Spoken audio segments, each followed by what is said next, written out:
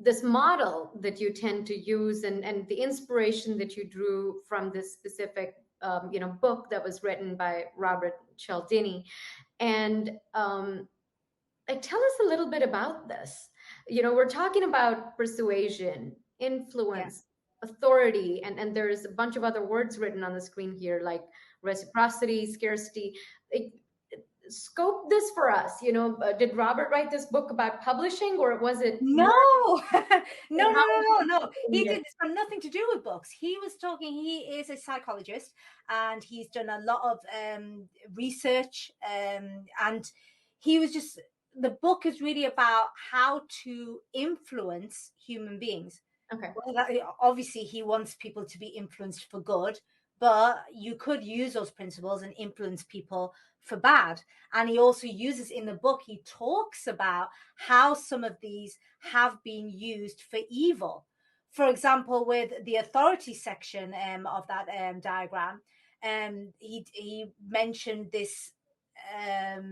It was an experiment that was done a number of decades ago, where people were asked to deliver a small shock to somebody else by somebody in a lab coat. In other words, looks like a doctor.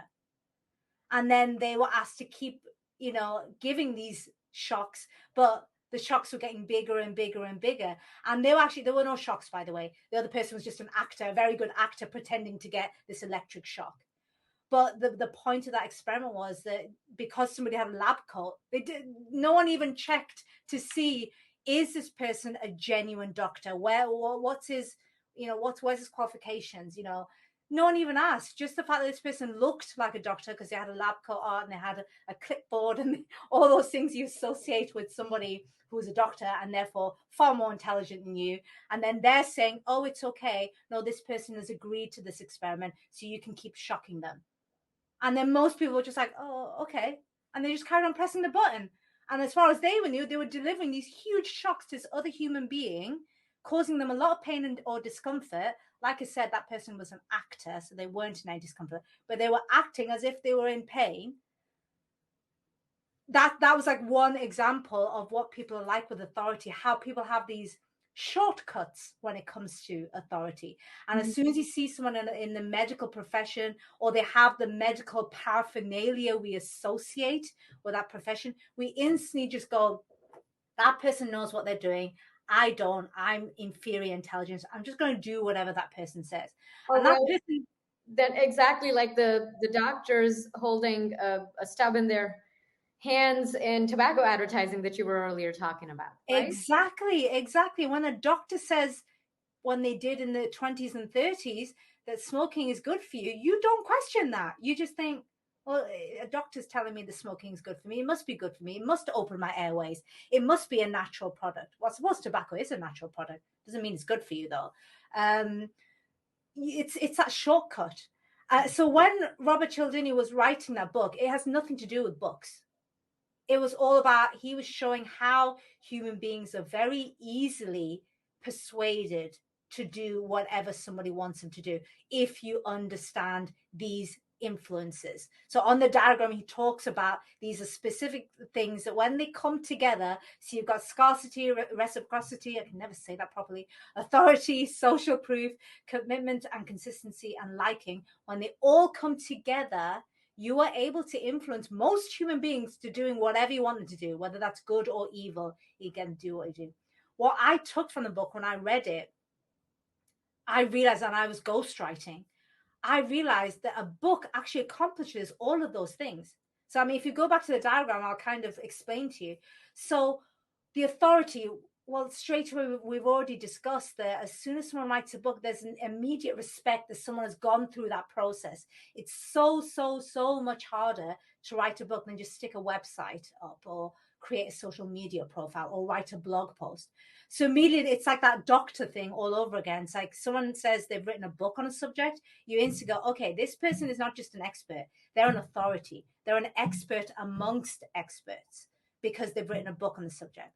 You also get social proof because, like I said, it's a virtuous cycle. Because you've written a book, people see you as an expert amongst other experts. So therefore, you're now going to be invited to speak on podcasts, speak on radio shows, go on local TV shows, be featured in a newspaper or a magazine. That now gives you social proof.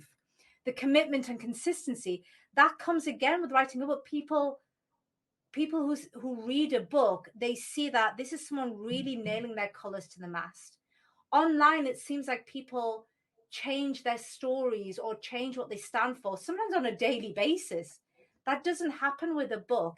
There's something very permanent about a book. And when someone writes a book, you really are nailing your colors to the mast and saying, this is who I am.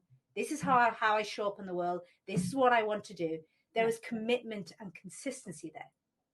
What was the next one there? I was going through the actual the diagram. I was going through clockwise. Liking, that's a big one. If you think about it, the main reason most of us are on social media as entrepreneurs or experts is we want to be liked. The thing with social media, though, is everyone's in there, and it's so noisy. And your posts are usually not being seen by the majority of your audience. Yeah. And also, there's a temporary nature of social media. It's here today and is gone within a few hours in some cases, never mind the next day.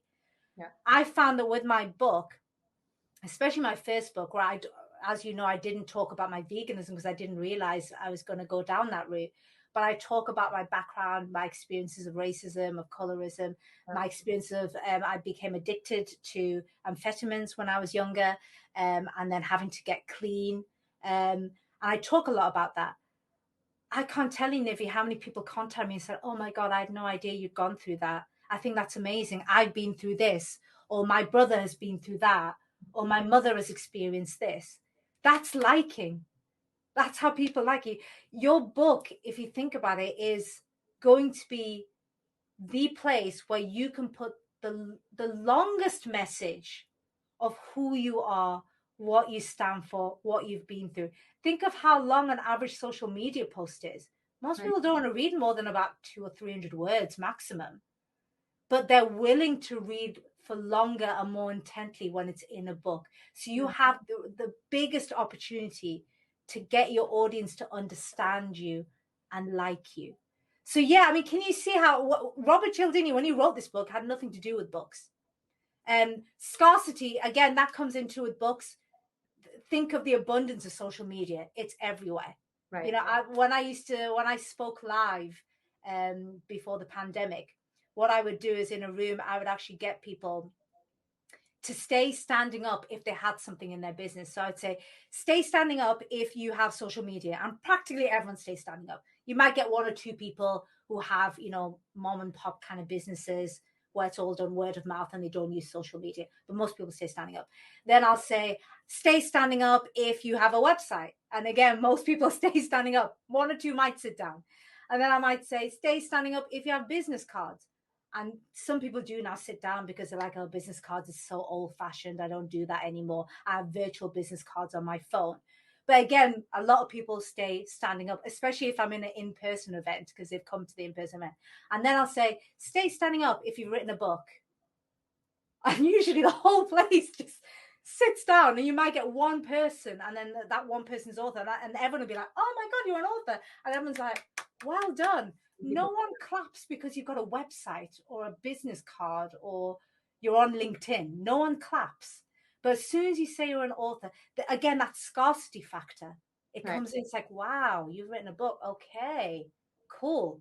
You really know your stuff. You're an authority, and the scarcity is there. So if you go through the whole diagram, Robert Cialdini, and reciprocity, that one is a separate thing, but works really well. People feel that when you give them a book, whether they buy it, or I've even sent my book out to prospective clients as a gift. Yeah. And I've even had people send me flowers back because I've sent them a book. And I'm like, my book is just my marketing piece, and they've ended up becoming my clients. And yet they've sent me flowers. Now imagine if you send somebody to your website, do you think they will feel any need to reciprocate the fact that you sent them? They'll be like, I don't need to reciprocate that. They just want me to have a look at their website. So I did.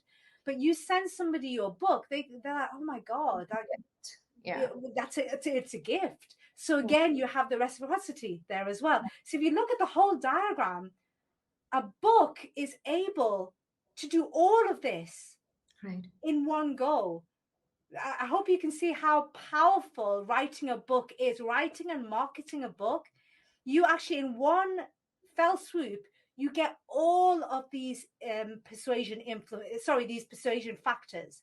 And when they come together, that is when you have influence. And that's why you've got influence in the middle. And Right. that's what Cialdini was talking about. When you just activate one or two of these things, you're doing well. But the people who really are able to influence other people to change their behavior, to do something different, to see the world in a different way, which is essentially, as vegan entrepreneurs, that's what we are doing. Yes, we need to eat. We still need to live our lives and make good money. But if that was all we want to do, we wouldn't have a vegan business.